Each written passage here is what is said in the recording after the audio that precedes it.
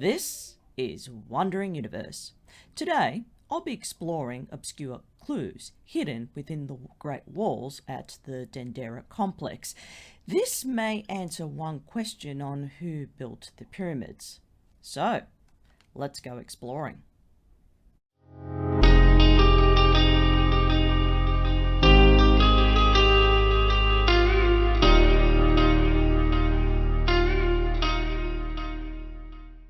As you can see, this is Earth from space. And yes, it's a little bit cloudy over South America in Brazil today. Now, we're going to go exploring a little bit closer. I'm going to turn this little blue marble around, shall we? Okay. Here we are. You guessed it, Africa. So, let's go into Egypt.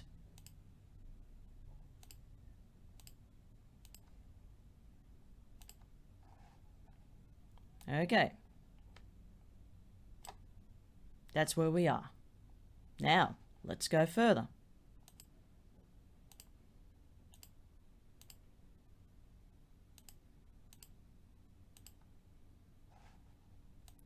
Show you where we're going today. We're almost there.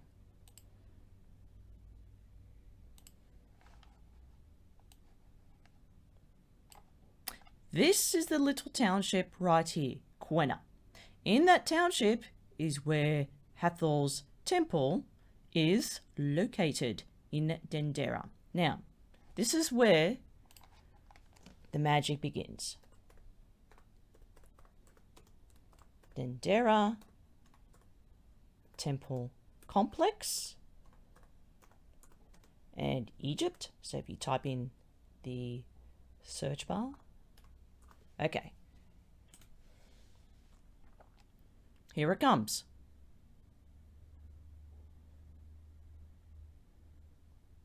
There we are. As you can see, a 3D view of the complex itself. Once again, it's very dry. Very much out in the middle of nowhere. I find it interesting that a lot of farmland is very close to the Nile. I guess that's their main water source to irrigate their crops. But as you can see, this is where the complex is situated. Now, I'm going to move the compass so I can get into the right spot. I'm going to get in a little bit closer to the actual site. And if I can get this right, I'm going to try use this little man right here.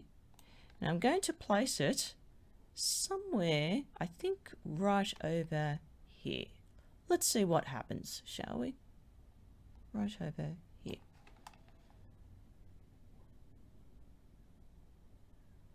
Okay, let's go out a little bit further. And voila! This is what we're going to explore today.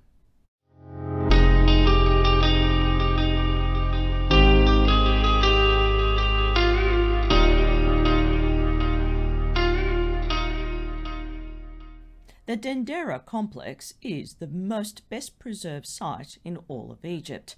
It looks majestic in the sun in the bright time of the day. It has an eloquence of beauty that seems its magic the moment you walk on the path towards the main entrance. It's more than just a relic, it's a masterpiece of engineering down to the finest detail. From the air and down below, it once thrived as a tropical paradise of exotic beauty surrounded by lush green vegetation and flowing river systems. What's most impressive is its architecture and its placement next to the bank of the Nile. Dendera Complex is situated 5 kilometers south of Quena and 60 kilometers north of Luxor. It's only 2.5 kilometers from the township of Dendera. Dendera is Greek for Dendara, or ancient lunette for tent Reus or tent Yara. Once again, both structures, Luxor and Dendera housing complexes, are in close proximity to each other and the bank of the river. There is a reason for this, and I'll talk about it down the track. This complex is huge as it takes up a lot of space. 40,000 square meters to be exact, and it's out in the middle of an arid wasteland. But this area was once a tropical living forest that was filled with an assortment of palm trees. The main attraction within this complex is Hathor Temple. Call it what you like, but it's not a temple. It's far from it, and I know what it is, so stay tuned. You have the front gate covered in an array of hieroglyphs, then the open space plaza, and the front entrance to go in Hathor Temple. The facade is so exquisite, it's one-of-a-kind masterpiece. There is no other like it on Earth. On the outside, the architecture masterfully planned and calculated that display its uniqueness with such high-quality craftsmanship. It would take a master stonemason years to perfect its fine artistry. Then you go inside, and this is what you find. Like a maze, you get lost in the admiration of it. Totally mesmerized, you can't help but look up to the ceiling in wonder of its artwork. It's superb. These pillars are huge and precisely built to such a high degree of mastery that only possible means of achieving this is through high advanced geometry, way before we discovered geometry. It is astounding how the huge stone blocks that hold these blocks in unison. Such extraordinary engineering, a feat that is beyond comprehension. No one knows who the actual master builders are. They left clues etched in stone surrounding the inner walls of this huge complex. This precious real estate comes with a number of chambers, rooms, crypts, Coptic church, birthhouse, sanctuary, chapel, and comes complete with a patio, a sacred lake, and lovely rooftop for the view of the morning sun. The view from the top is quite surreal. The outer walls of the complex contain beautiful and intricate hieroglyphs surrounded by a large mud brick wall like a fortification wall. Construction began under Mentuhotep II, reign in 1995 BC, and continued on with Nectanebo II in 345 BC. It's mostly made of limestone and granite depending on where you look. This temple sits on the foundations of earlier buildings dating back as far as Khufu's time. I believe it's much further. When it was abandoned thousands of years later through the passage of time and environmental changes, desert dwellers made use of the area by squatting the place. For many centuries, no one took notice until Western explorers arrived on the scene. When they arrived, what they found was totally awestruck. The area was covered in sand. The interior of the hypostyle hall ceilings were covered in soot due to cooking fires from the desert dwellers. Their campfires blackened the ceilings. The soot and ambers marked their territory for centuries. However, it took years to clean it all off. The complex was under heavy influence of Egyptian, Greek, and Roman occupiers, grabbing whatever precious real estate as their winning trophy and conquered for a short time. A Coptic church set up shop on the premises, but it's no longer there. The main temple was built by Ptolemy XII for his beloved Cleopatra VII, so to speak. Complex dates back to 2500 BC. Even this is highly disputed. All right. I've briefed you on the small stuff. Now it's time to venture out into the most captivating structure within the complex. Hathor's Temple. Although it's called a temple, in reality it's not. This place houses something completely different, and they haven't told you what's hidden beneath it. There are more foundations buried further down the housing complex, but nothing has been publicly disclosed. Instead of temple, I'll call it Hathor's place. Hathor is a sky god, fertility, breeding, music, dancing, and having fun. She's a life of the party and loves to party hard whenever invited. She knows how to spice up a boring event by waving her sex magic to get everyone hooked on a sex potion and rock on. She's the god of fun. Think of her as a flapper from the 1920s, likes to drink, smoke, dance, sing, play poker and sleep around with, well, whoever. She was the life of the party who liked to party on till the break of dawn and sleep until 5.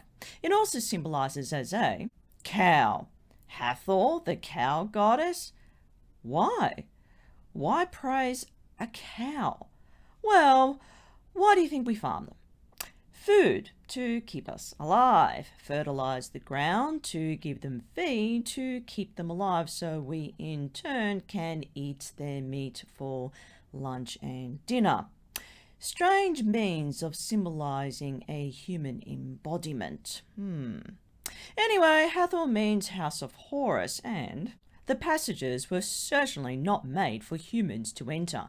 I mean, just look at the doorway. They look huge for us petite humans, don't you think? It wasn't a place to frolic around without a care. It was built for something far more than what you've been told. If she is also depicted of breeding and multiplying future farmhands, she probably set up a daycare centre to look after the newborns and some type of women's hospital to nurse them back to health after birth. Here is a video that gives you a guided tour of the area, and it is narrated by Hugh Newman and J.J. Ainsworth. Let's take a look.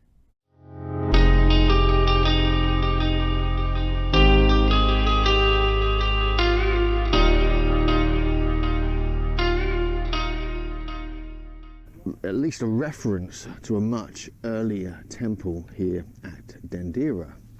Now, the academics, the Egyptologists, don't really believe that. They don't see it as being as old as that because they don't believe they found evidence beneath the ground that goes back to these early dates. But more research is being done, and we're going to look around, see what we can see if there is any sort of megalithic evidence of this extremely early construction.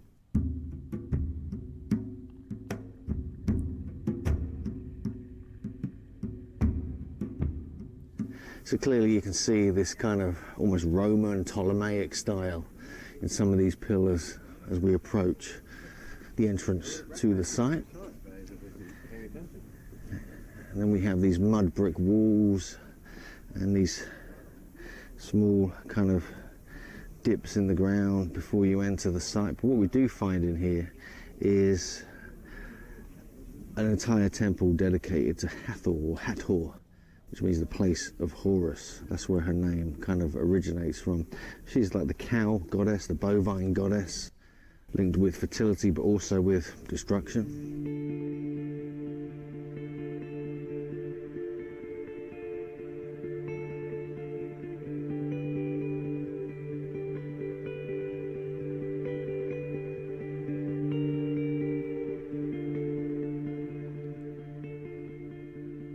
So this is the statue of Bes. This is interesting what she's going to comment about this particular statue right here. I know it looks hideous, but just have a listen. Is the protector of women during childbirth and the protector of children in general. And another interesting thing is he's here in Dendera at Hathor Temple because Hathor, being a goddess and a woman, also had to do with protecting of women. Okay, what she's basically saying is that Hathor was, in today's terms, a nurse matron. So in other words, she was her head nurse of the Department of Pediatrics and Children's Care in today's terms. So that's what she's talking about. And Bes, as you can see right here, Bes is basically a doctor of pediatrics and possibly obstetrician. Now we find the symbol of Bes, oftentimes just the face.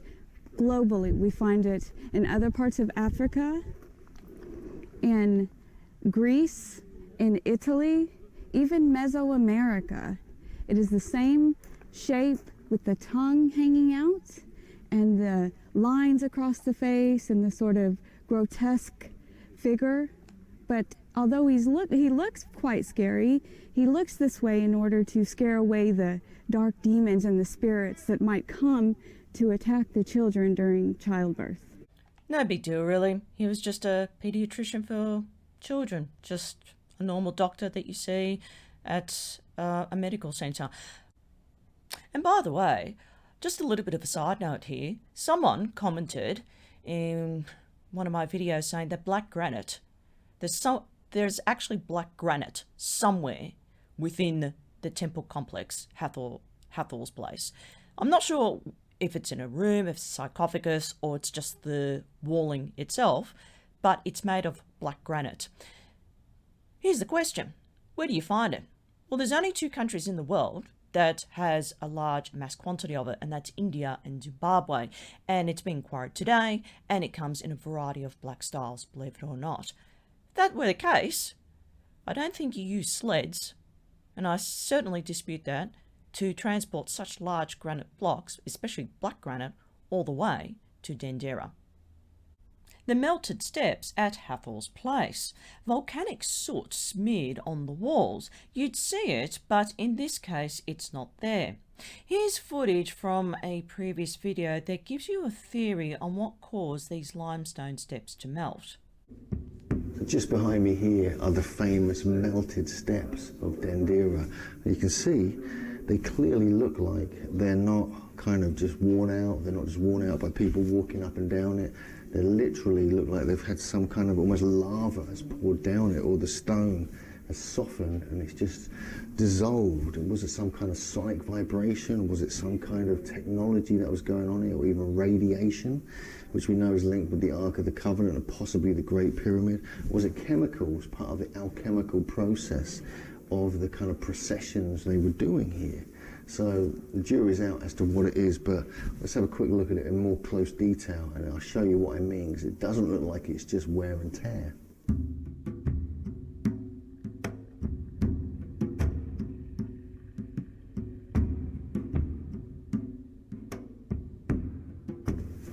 It continues up here.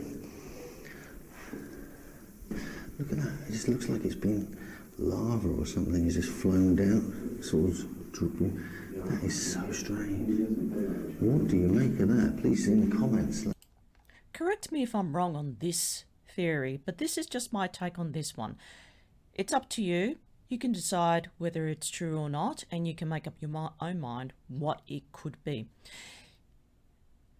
You see council workers, we have council workers here that do roadworks. When they're scraping off the old asphalt, and they lay out the new asphalt, freshly made mix of asphalt, and they smooth it out on the road surface. Asphalt is mixed in with some sort of chemical glue that's made of diesel, and you can really smell the diesel fumes every time they spread it out along the surface of the road. It's really so bad that you have to close the windows. And then, after the process, they usually leave a little bit of residue of that glue behind along the edge of the gutter, along the edge of the road there. You know, you'll see it on the surface of the gutter. And that is the sticky residue of the diesel glue that's mixed in with the asphalt. And believe me, I've tried actually removing that glue off the concrete curb, off the concrete gutter, and it's so damn hard. You need a jackhammer to actually remove it. Not even a chisel or a hammer can do the job. You need virtually a jackhammer to remove it, because it gets so hard, it dries so hard on the concrete surface that it just, I'd say it fossilizes over time. Could this be possible that what you're seeing there, even though he says it's lava, could it be that it could be some sort of chemical residue, some sort of sticky, gluey chemical residue that has been purposely poured on the steps?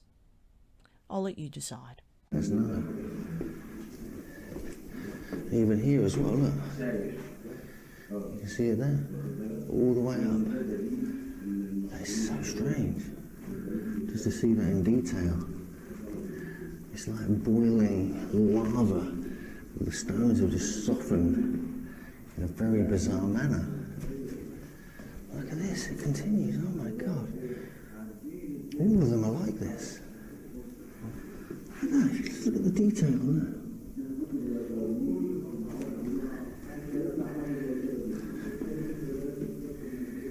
That is very strange.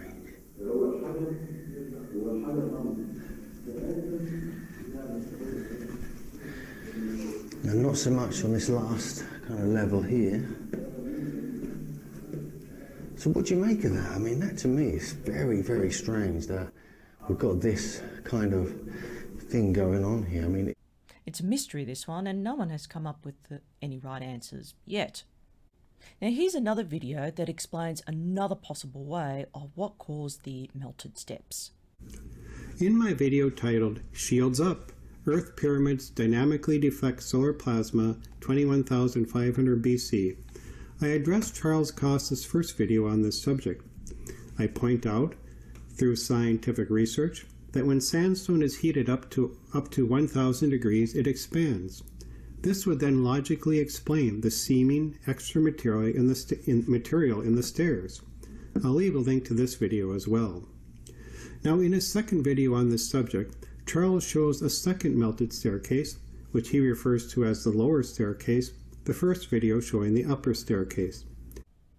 Now it's interesting this guy says solar plasma. I'm not sure if I believe it, that's a bit of a stretch, but that's his theory on how these steps were melted. I don't entirely agree with it because I don't think solar plasma can melt the stone steps in it that leaves some sort of sticky residue behind, like the gluey stuff that they use in laying out asphalt on the surface of the road. So I think this was some kind of sticky, gluey residue that was poured down the steps on purpose, and it marked the steps and just fossilized it into the limestone over time. And limestone you can damage with other chemicals if you're not careful in how you maintain limestone, especially if you've got limestone walls in your garden or around your patio, or limestone tiles. You have to be very careful how you maintain them, and the type of chemicals that you use on them can make it sandy, can make it crumbly over time. The surviving ancients, wanting to preserve physical proof of the cyclic solar plasma strikes as a warning to the future us, then sought to preserve the melted stairs, just as they preserved the Holy of Holies in the Temple of Isis. Thus they built the major part of the Temple of Dendera around the melted stairs, to protect them from the elements of thousands of years of time and wear that they knew they would have to last as proof, as evidence for us to look at. Once again, that's what he thinks.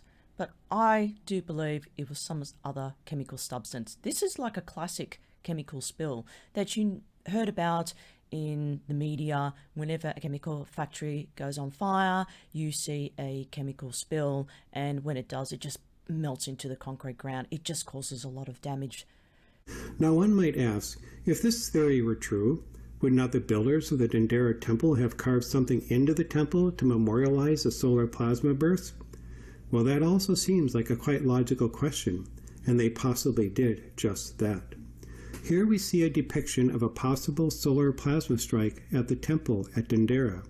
Strangely, relative to the sun, the images alongside it are all upside down. Probably people ascribe this to the fact that it is on the ceiling and they just move on. But I don't think that's it. I think there's more to it. I think this may possibly indicate that to survive the cyclic solar plasma strikes, the people had to go underground, and that's why you see so many underground cities. What caused these steps to be stained with melted spots fossilized in stone? I've done a bit of research, other than just the first theory I laid out there for you on this, is that I came up with this answer: salt. It may have been salt, chloride, plasma, or stalactite seeped from the ceiling. Could it be that? Until this day, no one has scraped a sample from the steps and examined it under the microscope, its chemical composition. In the meantime, I'll leave that mystery for another video. The light bulb wall relief in one of the crypts. How about that, eh? The light bulb room is the crescendo of all rooms. Curiosity did not kill the cat, because, well, they like to explore. Check this beauty out. So we're just making our way through the crypt here at Dendera to check out these amazing carvings that look like light bulbs, like I think Eric von Daniken and ancient aliens and people into ancient technology believe that might be the case. They have serpents, they have what looks like a kind of resistor type thing on it. So let's take a look, see what you think. So here we have these two very interesting relief carvings here in the crypt at Dendera. Now, there's a big debate about these. JJ has got some interesting ideas, Youssef has as well. But immediately, when anyone is interested in kind of ancient technology, it immediately looks like two light bulbs with some kind of image of electricity, even a cable coming off both ends, which is also depicted. It's pretty obvious that it's a light bulb. You use it every day. It's in your home. You switch it on every time you come home from work or from whatever you're doing during the day, and it's there. Wouldn't you think that this invention has been around way before that we actually discovered it? By a flower, and so is this what they were lighting this place up with? It's very, very interesting. Now, there's a lot of debate about this. There's different symbols here which suggest it may be something more mystical, more spiritual, and have meaning that Youssef has told us about. But is it something else? I mean, is this a representation of something completely different? Either way, if you look at the details, you can see the serpent that kind of joins up with this thing that's touching this block here. Then you have these things here which look like some kind of electrical components. So we have a figure holding this strange device, the serpent with another figure holding it up on top of this kind of block. And it continues over this side. We even have one on this side as well. So this is just, what is going on here? This is one of the oddest things here at Dendera, actually in ancient Egypt. I'm not sure if these stone blocks are actually granite walls, or limestone. It looks to me it's granite, because it seems like a robust rock, as you can see in front of you. You can tell the stone reliefs that are etched into the wall, they're really, really masterfully done. So precise. It is impossible just using chisels and hammers and whatever tools they had at the time in order to etch it so accurately into the hard rock wall like granite. Granite, as you can see in the last video I talked about Abu Simbel, the Temple of Ramses, it's so hard you need dynamite to blast it. So it's virtually impossible just to use bronze chisels to actually etch these precise drawings on the surface of the stone. It's impossible. I think there was some sort of high technology, quantum laser machine, infrared machine, some sort of, well, infrared laser machine that actually did this interior artwork. I'd say it was. Don't you find it interesting to note that Horus is depicted in the light bulb room? Was Horus the inventor of this contraption way before Edison and Tesla even stumbled upon it? By accident? Well, and just when you thought. This dude right here came up with the idea of a light bulb. Well, they certainly beat us to the punch. These beings, whoever they were, knew what they were doing, and this is the magnificent gift that came with a set of instructions, this new technology they brought over with them way, way back before the young dryas occurred. Could it be that the pyramids were built using this, that powered up the city that helped build the pyramids using this? It could be. And I know the pre-ancient beings built the pyramids using the technology that we are using today. It is also technology that was brought over to create Atlantis. Here's footage from my video. The entire circuit of the wall, which went round the outermost zone, they covered with a coating of brass, and the circuit of the next wall they coated with tin, and the third, which encompassed the citadel, flashed with the red light of aurichalcum. What the? flashing red light in the appearance of copper? Although the Egyptian priests told Solon that they thought was a royal palace that overlooked the land around them, wouldn't you think that this royal palace was far more than just a residential castle? If there were flashing red lights like this one, could it be a beacon for ships to alert them of when they are getting too close to shore? Okay, I think I'm getting a mental picture here of something really ingenious. I'll give you a clue. Let's think back for a minute. Poseidon was a mining engineer who made his wealth through distributing copper. Are you thinking what I'm thinking? I'll give you a hint. I think he introduced a brand new technology that lit up the island at night. Us humans would have been in absolute reverence at the spectacular glowing orb, make-believing it was magic, as you can see right here. How kind of them to leave such a brilliant technology for us to survey thousands of years later. The zodiac wheel stuck to the ceiling, as you can see in this photograph, as the original was stolen by a French stonemason by the name of Jean-Baptiste Le Lorrain, a master mason who was commissioned by antiquities dealer Sébastien Louis Saulnier in 1820 to steal the disc from the ceiling without anyone knowing, using saws, jacks and scissors to do the heist. They knew it was worth millions. Keep dreaming. Some say it's a religious zodiac wheel, others a calendar, but really it's a compass star map. Don't worry, I'll talk further about this in a later video. Romans, Greeks and Egyptians knew the difference between winning and losing, but not everything in life is about winning at all costs. That's our human flaw. We win to breed. Not the pre-ancient beings. Winning wasn't on their priority list. They saw us as primitive, paranoid, addictive, and worst of all, sadistic humans. If you don't believe me, check out the timeline of our shocking and cruel history. Instead of progress with spawned intelligence from a higher mind, we let our ego call the shots, because without it, we feel empty. They knew, and they didn't care. This stands to reason why they left behind this structure and many others behind as a simple reminder that we are not the only intelligent life forms in the universe. In the next video, I'll be doing something unusual, different, and pleasing to the mind. Something that you've come across recently that left you feeling skeptically unbelieving. That's all for now.